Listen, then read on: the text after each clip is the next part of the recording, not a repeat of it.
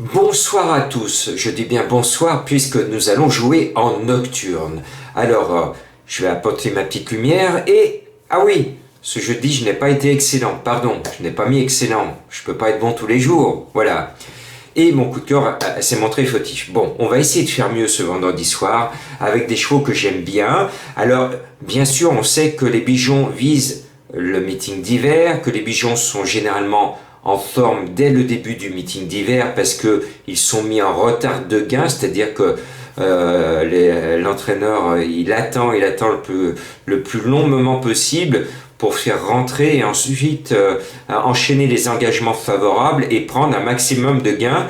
C'était la méthode qui avait toujours bien marché de l'écurie Bijon, sauf l'hiver dernier où les chevaux de l'écurie sont tombés malades et ça a complètement détraqué ce système qui marchait bien depuis des années.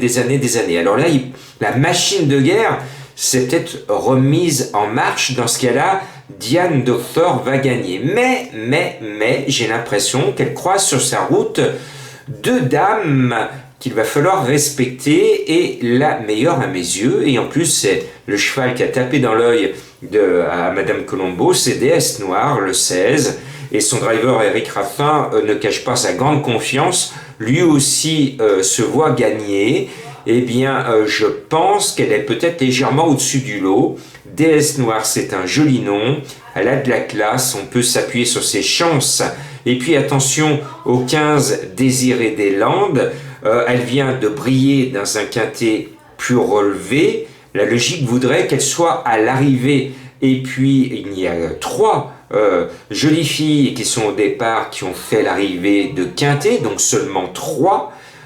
Et l'expérience quintet est importante à ce niveau moyen.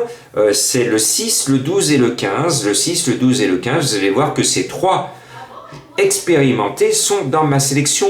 Faites attention à ces petits détails parce que les tiercés sont toujours des courses un peu spéciales parce qu'il y a plus de pression, il y a plus de journalistes, il y a plus de télé. Donc voilà, ça met une pression extraordinaire de courir un tiercé. Donc elles ont fait l'arrivée de trois tiercés, ça veut dire qu'elles sont rodées à ce petit exercice et c'est un avantage. Et puis, on va mettre ce numéro 5, Diane Doctor. Si tout va bien, elle devrait gagner. Et puis, c'est la finale. Le 5 appelle le 15. Et ben, vous voyez, c'est les deux bases, 5 et 15, pour faire des tickets en champ réduit, dans l'ordre dans lequel vous voulez le mettre. Parce que je pense qu'on peut avoir des certitudes et des incertitudes. C'est pour ça que mes bases sont deuxième et troisième. Et souvent, je vous dis, mettez mes deux bases, première, deuxième, et vous mettez les X en troisième position. Bien, là, vous pouvez mettre le X en tête pour toucher un tiercé plus rémunérateur et mettre le 15 et le 5 en deux troisièmes éventuellement. C'est une méthode de jeu. Vous pensez que vous tenez deux bonnes bases, mais que l'une et l'autre ne vont pas gagner. Et vous touchez comme ça l'ordre d'un quintet rémunérateur. Après, c'est le 12, Dwikings Heights. C'est un cheval que j'aime bien, qui a montré beaucoup de qualité récemment. Elle a de la classe. Et bien là, je pense qu'on a le carré d'as de votre quintet. On devrait voir la tête du caissier avec ses 4 chevaux. Et puis, attention, il y a 2 chevaux qui ont visé cette course spécialement.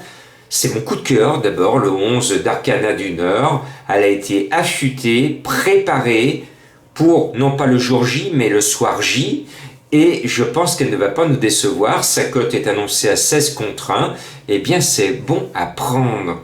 Elle ne devrait pas nous décevoir, surtout que je dois vous rembourser avec mon coup de cœur de ce jeudi. Et puis après, on va mettre Jean-Michel Bazir, qui n'a pour une fois pas la première chance, mais il est appelé au sulky du 4 Dolly de Chenu. Elle a une chance régulière, loin d'avoir la première chance, elle pourrait s'immiscer à l'arrivée, ce n'est pas un coup sûr. Et puis avec Jean-Michel Bazir, on sait, c'est comme Franck Nivard, ils ont tellement de talent qu'ils peuvent nous faire un petit tour à leur façon et gagner. Donc les fans de Bazir vont faire le cheval gagnant parce qu'il sera légèrement plus spéculatif que d'habitude. Donc à vous d'en profiter, mais moi je pense qu'elle sera 4-5e.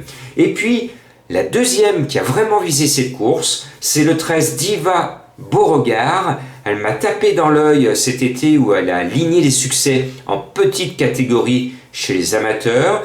mais je sais qu'elle a été affûtée, l'engagement est bon, et elle devrait être à l'arrivée. Et puis, la troisième qui a fait le quintet, ça a pesé dans la balance de mon choix, même si elle est décevante actuellement, c'est le 6 d'Oli Duquesne. Elle retrouve Goup, et avec Goup, elle avait fait justement l'arrivée de ce quintet plus relevé, référence. Mais attention, nous allons certainement vers des surprises, parce que quand on voit, regardez la liste des partants, regardez les déchirages, il y a 16 partants, 15 déchirés. Ça veut dire que toutes ont envie de faire l'arrivée.